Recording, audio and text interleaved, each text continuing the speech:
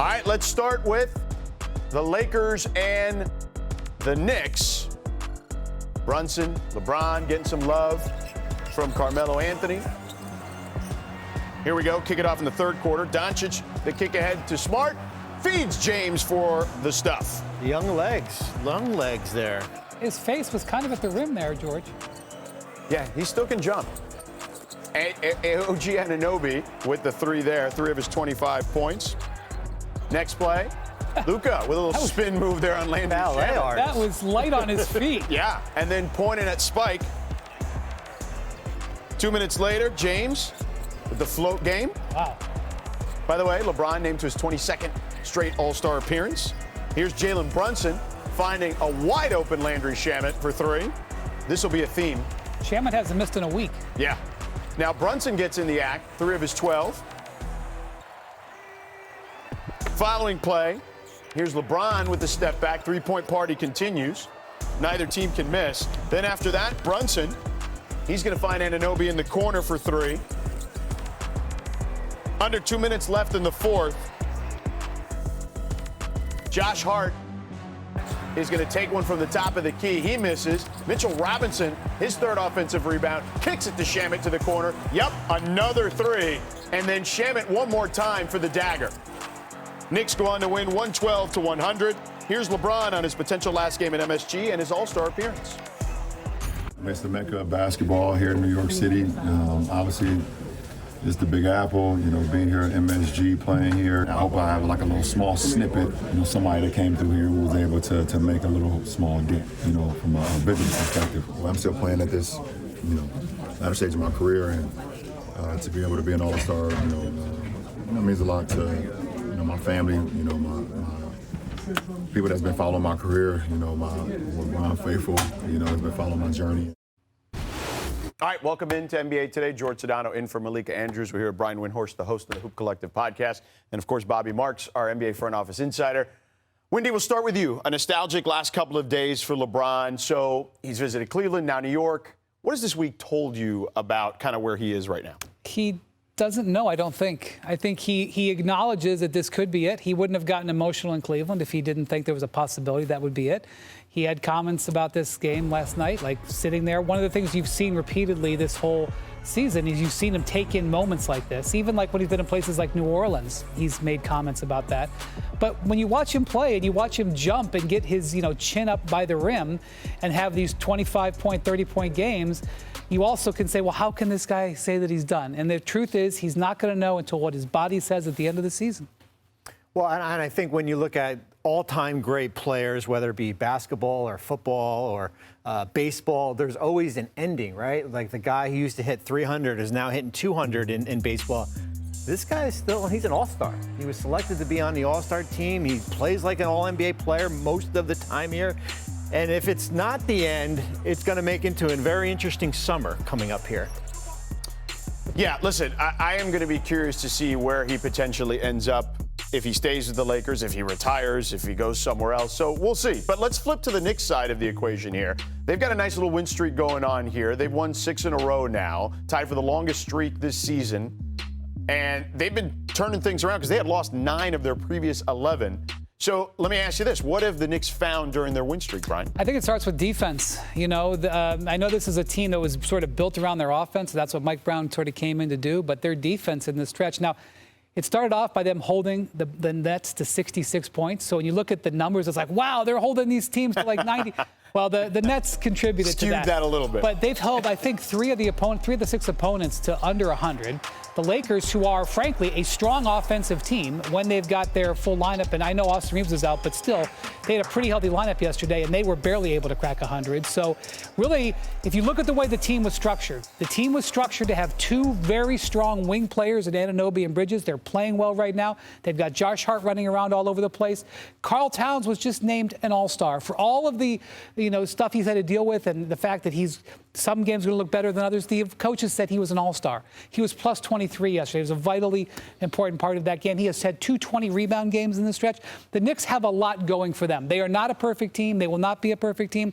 But this team, as they've spent years putting this group together, and you see that pay off in stretches like this.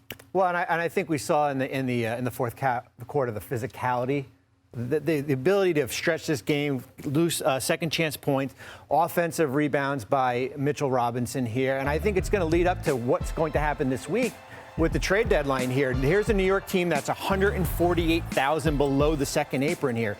Can they move off a player like Gershon Yabusele, who has been out of the rotation, and pick up some more depth? The one thing I would keep an eye on, and we've said all along when we're talking about Giannis, Knicks don't have a first-round pick. What they do have, they have a Washington Wizards second-round pick, which is basically an extension of the first round. So I would keep an eye on the Knicks later in this week as far as with that Yabusele. How do you get another player and get below that you can sign a player once we get into this buyout period? That thing got interesting real quick, and by interesting, I mean not good for Denver. But Thunder taking on the Nuggets here. Jokic finds Peyton Watson for the dunk. Ooh. I mean, what a pocket pass. Hey. What a finish. Hey. How about and one? Come on, Jack. No, that's a good play. All right. Good play. We don't let that go. Now here's Joker to the corner to Spencer Jones. Did you see this pass? He was just a little sloppy. I'm used to that hitting the hands. Decisive. Yeah. But SGA goes to work here. Jesus. He pulls up. Shump. SGA feels like he can get to his spot anytime. Yeah, and the thing is, we know it's coming. You know the counter that's coming, but his guys looked out for him yesterday and made sure they hit shots. They hit all the threes he needed them to keep him in single coverage, so that was great. And then SGA starts to get his teammates involved here, Brian. He knows exactly where those guys are. Yeah, the Nuggets' game plan here was to really, even more than normal, camp in the middle. Mm-hmm. There were some times when there were 4 or 5 Nuggets in the middle, and he just found his shooters, and they made him pay. Exactly. 13 assists yesterday for SGA. 10 of them were on three-pointers. Mm-hmm. But then SGA, it was time for him to take over again. And here he is with this little trick shot. Takes the bump from Hardaway and gets the basket to fall.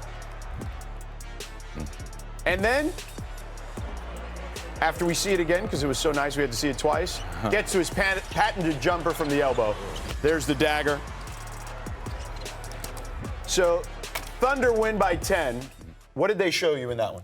I think it just showed us that they're going to be consistent as far as what they're going to give us in the playoffs. What we saw last year, we're going to see a lot of that same approach. Can we get my guy, SGA, to the end of the game where he has weapons on the outside, but then we can get him in ISO to play ISO ball? And can another team go point for point with him down the stretch? I don't know. He can get to the free throw line. He can get to a floater. He can get to a step back. He plays in space, and he's a willing passer. If he can make decisions for this team down the stretch and stay healthy, this is a hard team to beat, and we wanted to see this matchup. I know Jokic had a little time off, but when I see this, I see OKC Thunder saying, hey, we are the defending champions, and we have a certain brand of basketball that you guys have to figure out how to beat. Right now, they can't do it. Yeah, I mean, they're the best team, clearly, Brian, but the Nuggets are still dealing with a lot of injuries on their roster, particularly to Aaron Gordon. Yeah, so I think seeing Jokic come back and play really well on Friday, you just assumed he'd be ready to go. But I think you saw the effects of the layoff yesterday. He had 6 turnovers. Mm-hmm. That just doesn't happen. He had like as many turnovers as baskets. There is some hope that before now in the All-Star break that they could get Christian Brown and Cam Johnson back. They are about to go out east. And, you know, look, they just were off this game. That was a nice play by Chet. Jamal Murray made the All-Star team, which was a great day for him, but he was just 4-12. They play in New York. We just talked about how well the Knicks are, how hot the Knicks are running. They play in New York on Wednesday night at the Garden. I'm looking forward to see how that plays out. I just thought it was a playoff atmosphere, game 1, second round type series. Maybe this will be a Western Conference Finals here. What Oklahoma City was able to do with Cason Wallace and Lou Dort, the ability to make shots and shoot threes. I looked at the numbers.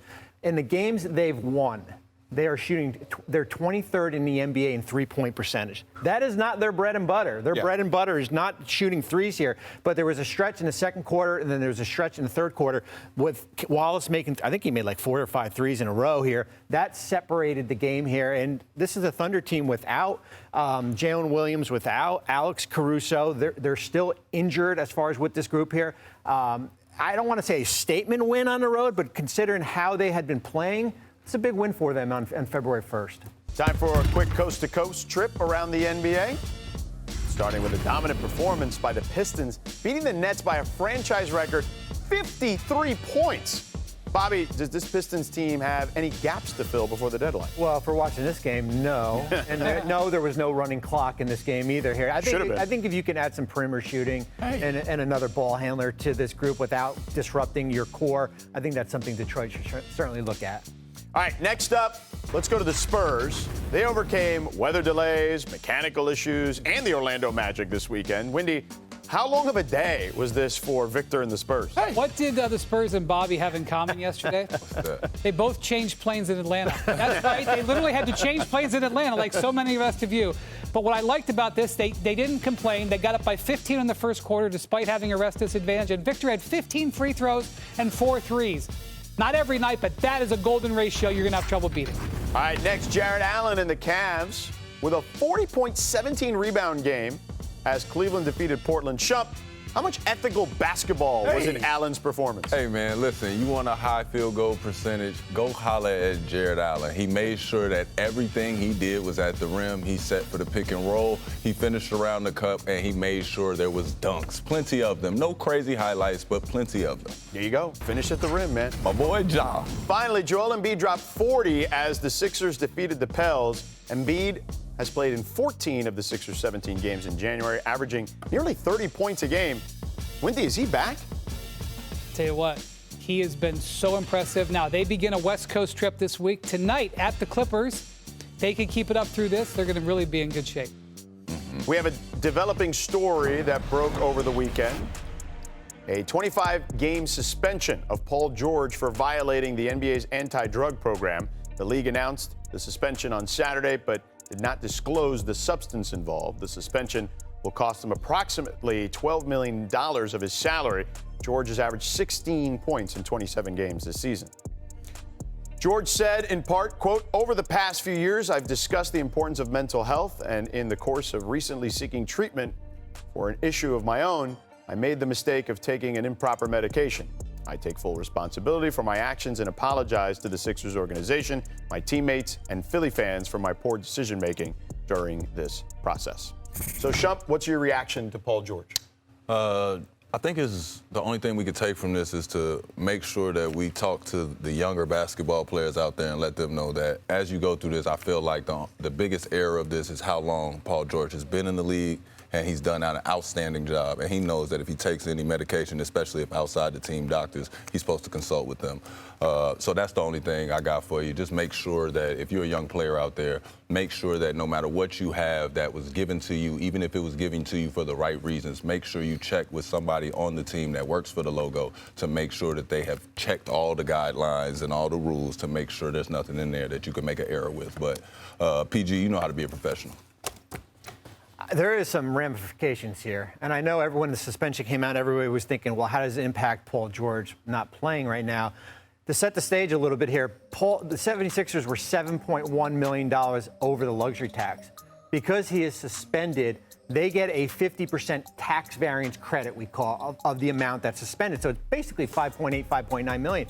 So now instead of 7.1, all of a sudden you're $1.3 million above. You could go a lot of different options with that, Brian. You could try to go cost cutting and maybe get that tax distribution, $14 million, or... So the other day, Joel Embiid, after his 36-point game was like, well, the last couple years I was hurt and we ducked the tax. We made moves at the deadline to get under the tax, and they certainly could do that, Bobby. But I think Embiid brought that up, not even knowing that Paul was going to get suspended, that he'd like to see them add. And when you've got a $6 million unexpected savings, couldn't you roll it into maybe a couple of $1 million to help the roster, especially with them playing so well right now? And the East up for grabs, if we're being honest. So. Wanna try to boast at what I look like. Think I'm gonna try to wear, pull up all brains. Jimmy with the heat, I'm on fire. It's NBA on the ESPN.